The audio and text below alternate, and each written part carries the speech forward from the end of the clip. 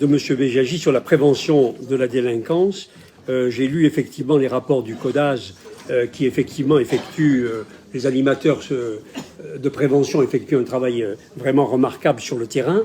Mais j'ai lu aussi en parallèle le rapport de l'ANRU et pour bien faire comprendre notre désaccord sur les politiques que vous conduisez, en essayant d'être bref, puisque M. Coiffard le souhaite, j'ai pris qu'un seul exemple, c'est celui du village olympique, par exemple. Parce qu'au village olympique, le CODAS indique que, donc d'abord, la répartition entre logements sociaux et logements en copropriété, le déséquilibre est considérable, hein, évidemment, mais il indique que la disparition des petits commerces de proximité, la fermeture d'équipements publics, l'entre-soi, les départs réguliers de familles qui cherchent un avenir meilleur pour leurs enfants sont remplacés par de nouveaux arrivants, souvent plus pauvres et issus de nouvelles vagues d'immigration.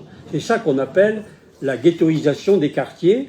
Et à côté, quand vous lisez le rapport de l'ANRU, que va faire l'ANRU au village olympique? Deux objectifs principaux: traiter les accès au village olympique pour rendre le quartier plus visible, requalifier les espaces piétons internes au quartier, dont l'obsolescence participe aujourd'hui au sentiment progressif d'un risque de déclassement du secteur. Ce que je veux dire par là, c'est que vous avez des politiques segmentées qui ne se rejoignent pas.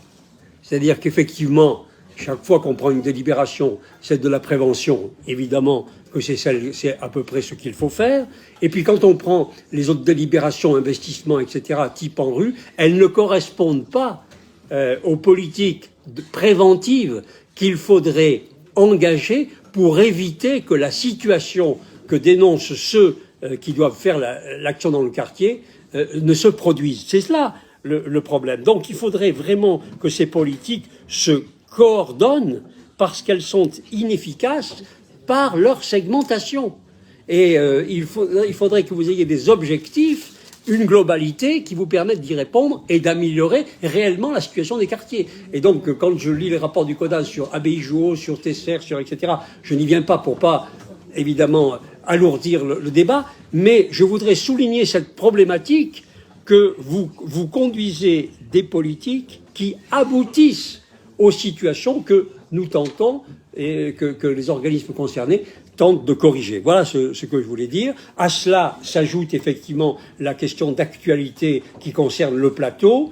Nous devrions être, en tout cas pour ma part, je devrais être aux côtés de ceux qui manifestent tout à l'heure pour sauvegarder cet équipement qui est mis en cause par la ville de Grenoble, puisque donc elle a mis fin à la convention d'occupation à partir du 31 décembre prochain, mettant 11 salariés sur le carreau et désespérant les populations qui ont engagé une pétition qui a déjà beaucoup de succès. Je voudrais moi aussi exprimer ma solidarité parce que c'est également contradictoire avec le rapport que M. Béjaji vient de nous présenter. Totalement contradictoire. On ne peut pas à la fois souligner les actions de prévention spécialisées dans les quartiers et en même temps les mêmes fermer des équipements qui participent à cette prévention. Il faudra à un moment donné qu'il y ait une coordination, une globalité de ces politiques, qu'elles aboutissent toutes au même résultat, qu'elles soient engagées sur les mêmes objectifs. Sinon, évidemment, nous continuerons à avoir une métropole paralysée, dégradée dans ces domaines clés qui consistent à améliorer le sort de nos populations et à permettre la promotion sociale du plus grand nombre.